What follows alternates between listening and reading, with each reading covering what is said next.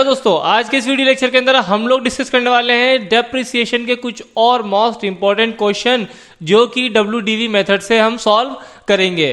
तो नमस्कार, सत श्री अकाल, आदाब, अस्सलाम वालेकुम। मेरा नाम है इमरान और आप सभी का आपके अपने इस प्यारे से यूट्यूब चैनल कॉमर्स की दुनिया में दिल से स्वागत करता हूं। तो चलिए शुरू करते हैं अपने इस प्यारे से वीडियो लेक्चर को। चलिए दोस्तों, क्वेश्चन आपके सामने आ चुका है। ये क्वेश्चन मैंने उठाया है TS ग्रेवाल से। ठीक है, TS ग्रेवाल की बुक का ये क्वेश्चन नंबर 21 है। पढ़ते हैं क्या लिखा हुआ है। A company purchased a machinery for 50,000 rupees on 1 अक्टूबर 2016। ठीक है, यानी कि एक कंपनी ने एक मशीनरी खरीदी है 50,000 रुपए की। कब खरीदी है? 1 अक्टूबर 2016 को खरीदी है। आगे क्या लिखा है? Another machinery costing 10,000 was purchased on 1 दिसंबर 2017। यानी कि अगले साल 2017 के अंदर एक मशीनरी और खरीदी गई है दिसंबर 1 को। कितने की? 10,000 रुपए की खरीदी गई है। आगे क्या लिखा है देख लेते हैं। On 31 March 2019 the machinery purchased in 2016 was sold at a loss of 5,000। ठीक है जी, यानी कि इस क्वेश्चन में बोला गया है कि 31 मार्च 2019 को एक मशीनरी आपने बेच दी है। और कौन सी बेची है? जो आपने 16 में खरीदी थी। और कितने के लॉस से बेचा है आपने? 5,000 रुपए के लॉस से बेचा है। 5,000 रुपए है। ठीक है, आगे क्या लिखा है? The company charges depreciation at the rate 15% per annum on diminishing balance method. यानी कि WDV मेथड इसके अंदर अप्लाई होने वाला है। और डेप्रिसिएशन का जो रेट है वो कितना है? 15% का है। आगे क्या लिखा है?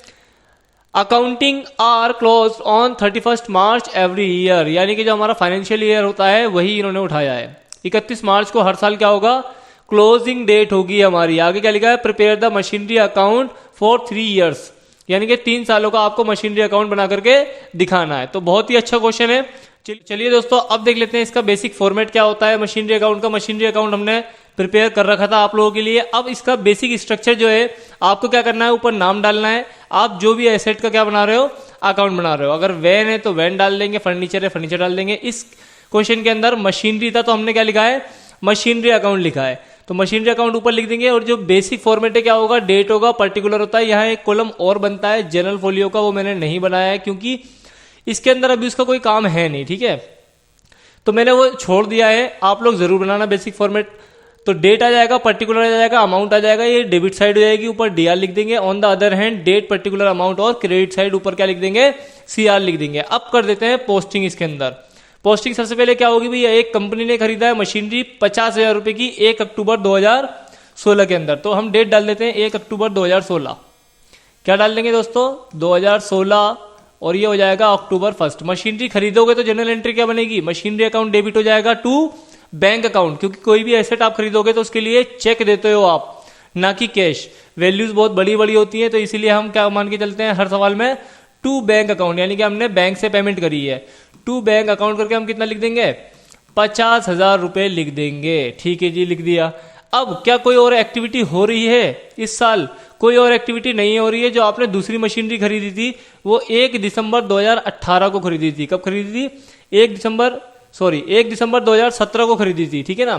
तो अभी तो हमारा क्या चल रहा है? 16 चल रहा है। तो इसके अंदर कोई एंट्री और नहीं आने वाली है। डेप्रिसिएशन 15% का लगने वाला है। तो इसके ऊपर आप बस क्या कर दो? डेप्रिसिएशन लगा दो। यहां पे जब आप क्लोजिंग डेट लिखोगे क्या लिखोगे? 2017 लिखोगे। और मार्च 31 रहेगी। क्या रहेगी? मार्च 31 बाय डेप्रिसिएशन अकाउंट। क्योंकि पूरे साल जब मशीनरी यूज होगी तो उसकी वैल्यू भी कम होगी। डेप्रिसिएशन कितना लगेगा? अब हम क्या करते हैं? नेक्स्ट पेज पे आपके लिए बना देते हैं एक वर्किंग नोट, जो कि बहुत ही काम आने वाला है हम लोगों के लिए। ठीक है, वर्किंग नोट मैंने लिख दिया है। मशीनरी फर्स्ट की बात कर रहा हूं मैं। और जो पहला डेप्रिसिएशन लगेगा वो क्या लगेगा?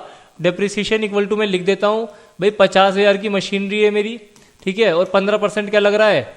डेप्रिसिएशन रेट लग रहा है। ठीक है, अब यहाँ पे एक बात ध्यान देनी है स्टूडेंट्स कि ये जो मशीनरी हमने खरीदी है वो 1 अप्रैल को नहीं खरीदी है। अगर 1 अप्रैल को खरीदते तो पूरे साल का डेप्रिसिएशन चार्ज करते। लेकिन ये जो मशीनरी आपने खरीदी है ये कब खरीदी है? 1 अक्टूबर को खरीदी है। कब खरीदी है? 1 अक्टूबर को खरीदी है।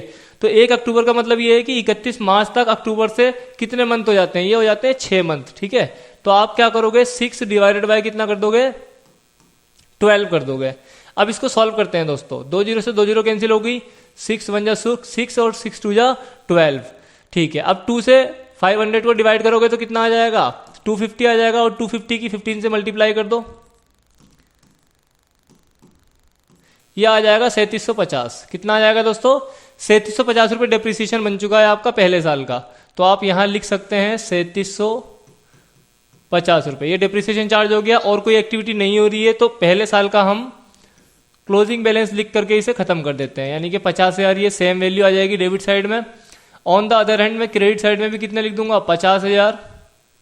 अब जो मेरी मशीनरी की कीमत बचेगी मार्च 31 को, वो कितनी बचेगी उसे मैं दिखाऊंगा बाय बैलेंस CD लिख करके।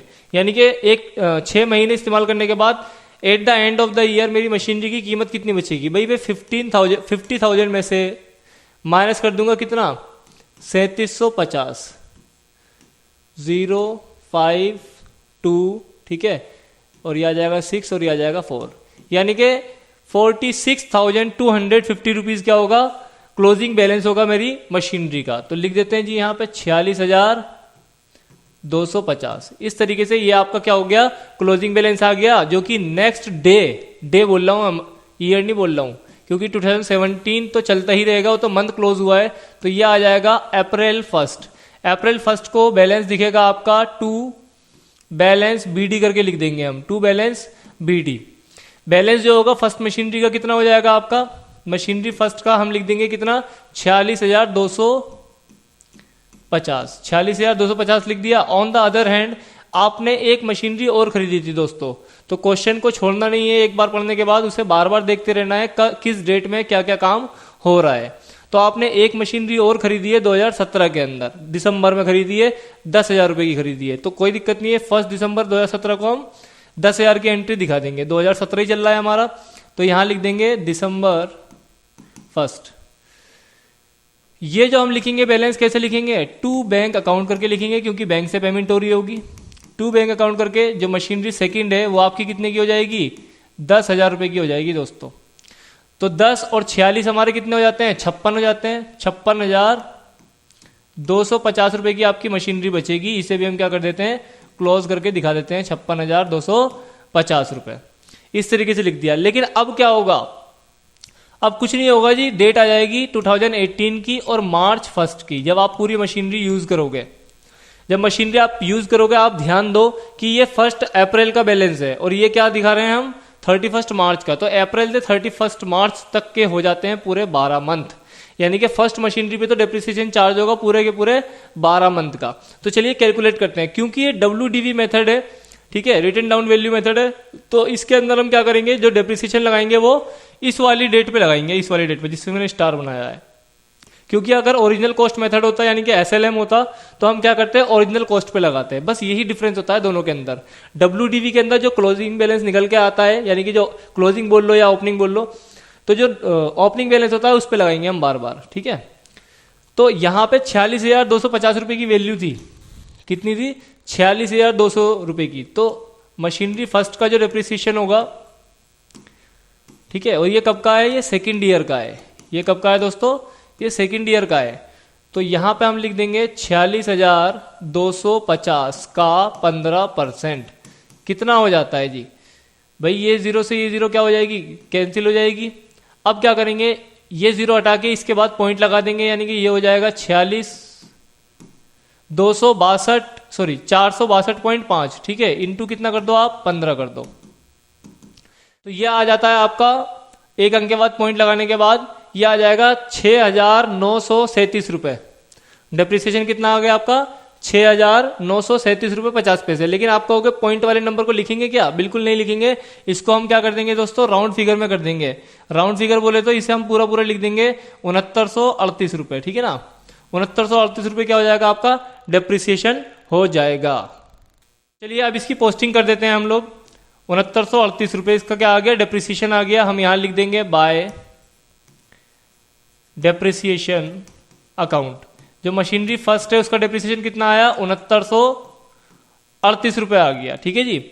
अब इसके बाद में जो आपने मशीनरी एक और खरीदी है 10,000 रुपए की, भाई इसका भी डेप्रिसिएशन दिखाएंगे हम।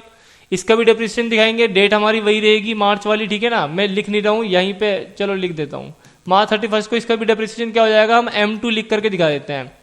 M2 लिख करके हम दिखा देंगे मशीनरी का डेप्रिसिएशन। भाई 10,000 रुपए की मशीनरी है, ये तो इसका ओपनिंग ही रहेगा, पहले तो थी नहीं है, 10,000 पे लगने वाला है, तो 10,000 का 15% निकाल लेंगे हम। लेकिन ये बात ध्यान देना, ये दिसंबर में खरीदी है। कब खरीदी है? 1 दिसंबर को खरीदी है, तो इसका डिप्रिसिएशन चार्ज करते हैं। चलिए M2 का डिप्रिसिएशन निकाल रहा हूं अब मैं। M2 का डिप्रिसिएशन कितना होगा? तो भाई 10,000 की क्या थी? मशीनरी थी, 15% हमें डिप्रिसिएशन कैलकुलेट करना है।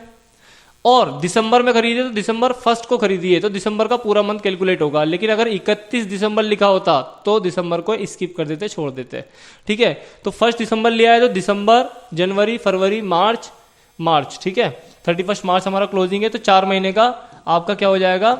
डिप्रिसिएशन लगेगा। तो हम लिख देंगे 4 डिवाइडेड बाय 12।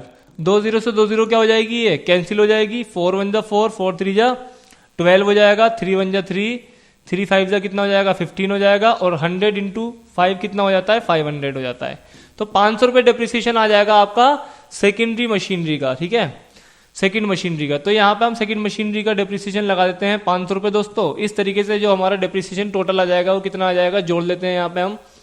ये 8 रहने वाला है, ये 3 रहने वाला है। ओके, इस तरीके से आप लोग भी आराम से करोगे इसे। 9 और 5 कितने हो जाते हैं? 14, और ये हो जाएगा। ठीक है, 7,438 रुपये आपका क्या हो जाएगा? टोटल डिप्रिसिएशन हो जाएगा।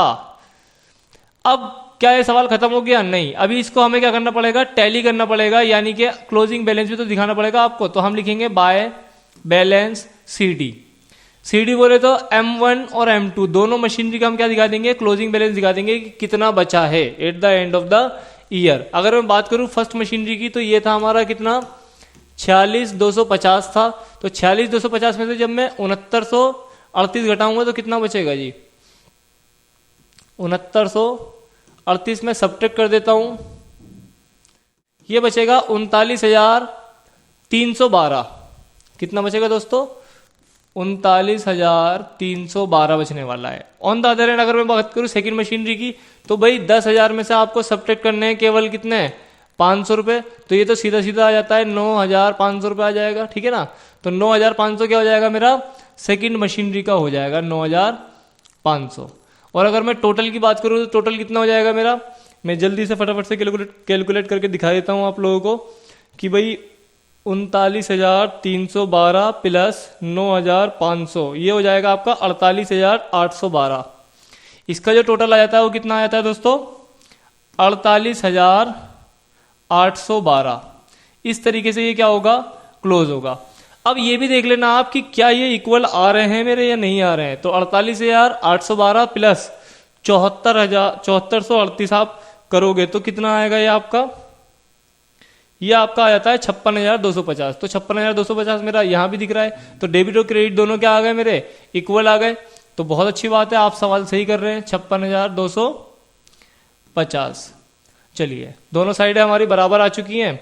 अब आप कहोगे सर जी थोड़ा सा ऊंचा नीचा हो रहा है, तो कोई दिक्कत वाली बात नहीं है, इसे हम दोबारा लिख देते हैं टैली करने के लिए। ये इसके एकदम इक्विवेलेंट होना चाहिए। तो यहां पे भी कितना आ जाएगा? 56,250। ठीक है, इस तरीके से ये 2 साल का हमने कैलकुलेट कर लिया है दोस्तों। अब देख लेते हैं जो हमारा बैलेंस आया है इसे हम क्या कर देंगे? फॉरवर्ड कर देंगे आगे। फॉरवर्ड मतलब नेक्स्ट ईयर कर देंगे। ये जो हमारा बैलेंस है ये कब का था? 2018 का था। अब ये कितना आ जाएगा यहाँ पे? 2019 आने वाला है। और ओपनिंग बैलेंस के अंदर आप दोनों चीजें दिखा दोगे कि भाई अप्रैल 1 के अंदर जो बैलेंस आएगा फर्स्ट मशीनरी का कितना आएगा? हम लिख देंगे टू बैलेंस BD। जो आपका फर्स्ट मशीनरी का बैलेंस था दोस्तों वो कितना था हमारा? 39,312। ठीक है, और जो सेकंड मशीनरी का था वो कितना था आपका? 9500 था। तो अब इन दोनों का जो टोटल हो जाता है वो कितना हो जाता है? देखते हैं जरा। 39,312 प्लस 9500 ये आ जाता है आपका 48,812। इस तरीके से ये आपका क्या आ गया? ओपनिंग बैलेंस आ गया। अब at the end of the year क्या होता है देखते हैं जरा। ये जो आपकी डेट थी, आपकी क्या डेट थी? 18 की थी। ठीक है ना, ये 18 लिख लेना आप। और यहां जो आ जाएगी डेट क्या आ जाएगी? 2019 आ जाएगी। ठीक है ना, 2019 को मार्च 31 को क्या एक्टिविटी हुई है?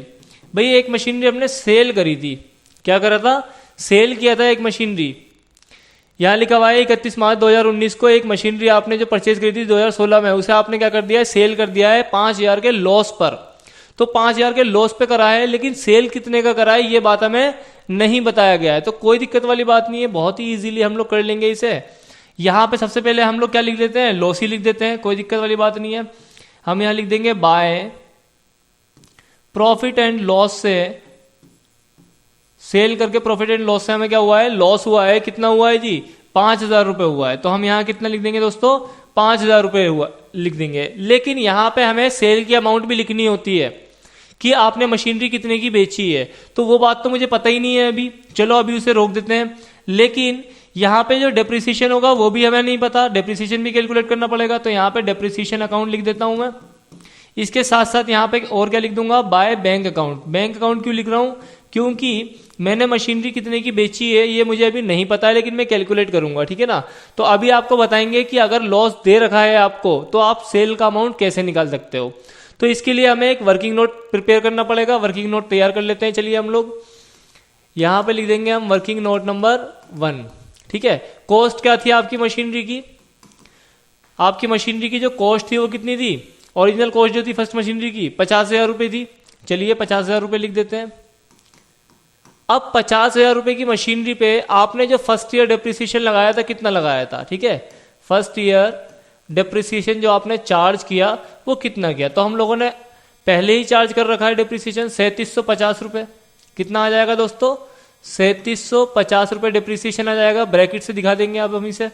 अब देखिए हम करेंगे क्या, 50,000 में से 3750 सब्ट्रैक्ट कर देंगे तो ये आपका बच जाएगा 46,250, ये आपका बचेगा। लेकिन इसके बाद अगेन डेप्रिसिएशन लगाया था हमने, तो सेकंड ईयर का डेप्रिसिएशन कितना था मशीनरी फर्स्ट का, 6938, ठीक है, 6938 रुपए।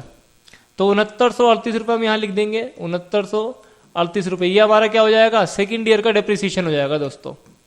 अब आप कहोगे कि भाई ये क्यों कर रहे हैं हम, ये इसलिए कर रहे हैं ताकि at the end of the year मेरी मशीनरी कितने की थी ये मुझे पता लग जाए। जब मुझे पता लग जाएगा कितने की मशीनरी थी तो मैं क्या करूंगा, लॉस को उसमें से माइनस कर दूंगा और मुझे सेल की कीमत पता लग जाएगी। तो चलिए करते हैं इसे भी जल्दी जल्दी।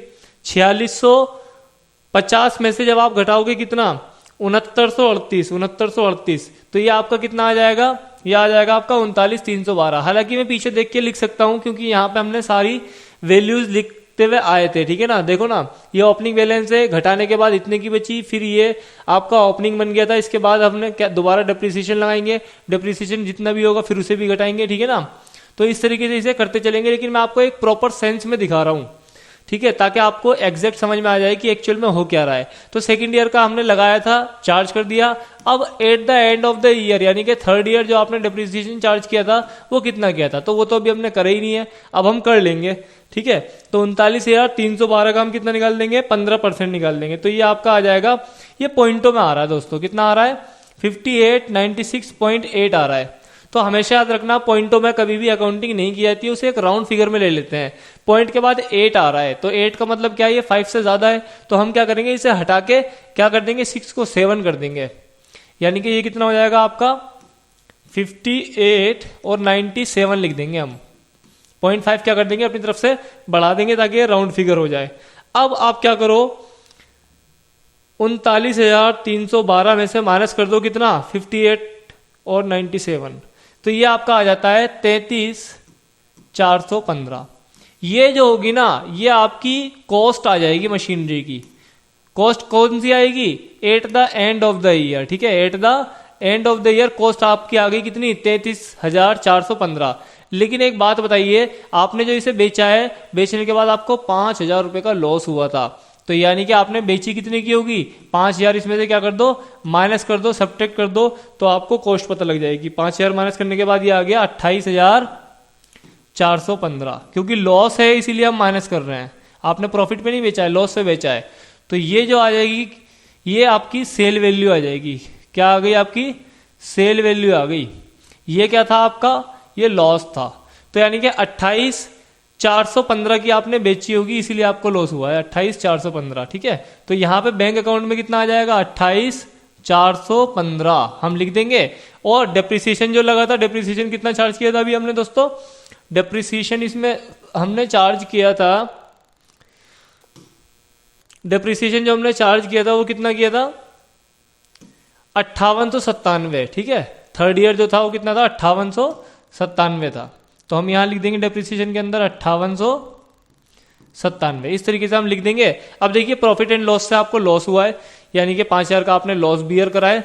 इसके बाद डेप्रिसिएशन भी उसकी वैल्यू कम करता है, तो यानी कि उसे भी आपने क्रेडिट कर दिया 5897 से।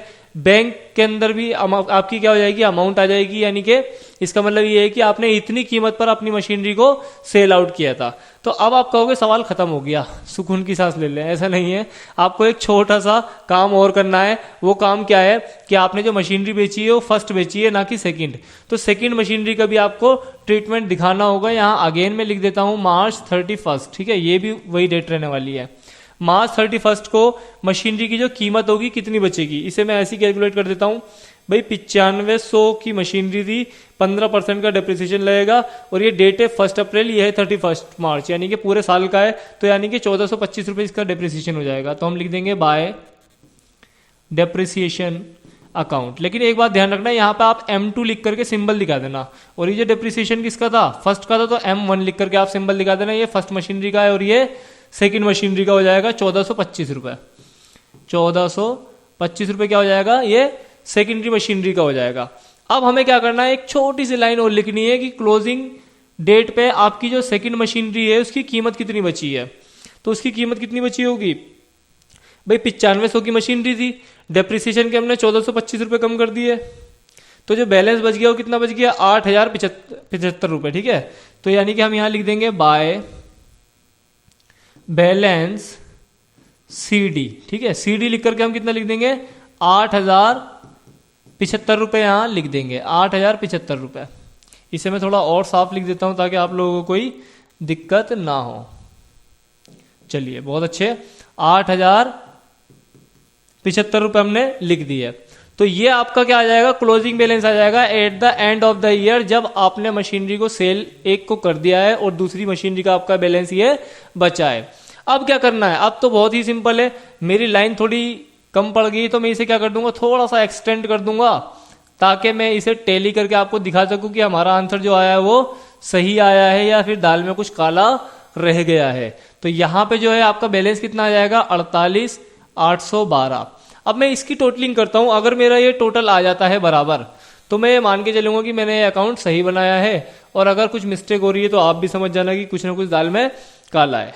तो चलिए देखते हैं, 5000, ठीक है, इसके बाद है 5897 एंड देन उसके बाद है 28415 प्लस 1425 प्लस 8075, ये आपका आ गया है 48,812 और यहां भी कितना है 48,812। तो कॉन्ग्रेचुलेशंस, 48,812 आपका डेबिट साइड और क्रेडिट साइड बिल्कुल सही आया है, इक्वल आया है।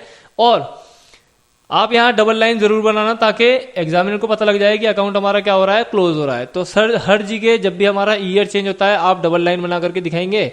और ये क्वेश्चन यहाँ पे समाप्त हो जाता है। आई होप आप लोगों को बहुत अच्छे से समझ आया होगा ये क्वेश्चन। अगर आया है तो वीडियो को लाइक कीजिए, शेयर कीजिए और आगे के और भी ज्यादा कॉम्प्लिकेटेड और इंपॉर्टेंट क्वेश्चंस के लिए अपना प्यार बनाए रखिए अपने इस प्यारे से यूट्यूब चैनल कॉमर्स की दुनिया पर। तब तक के लिए thank you so much, have a good day.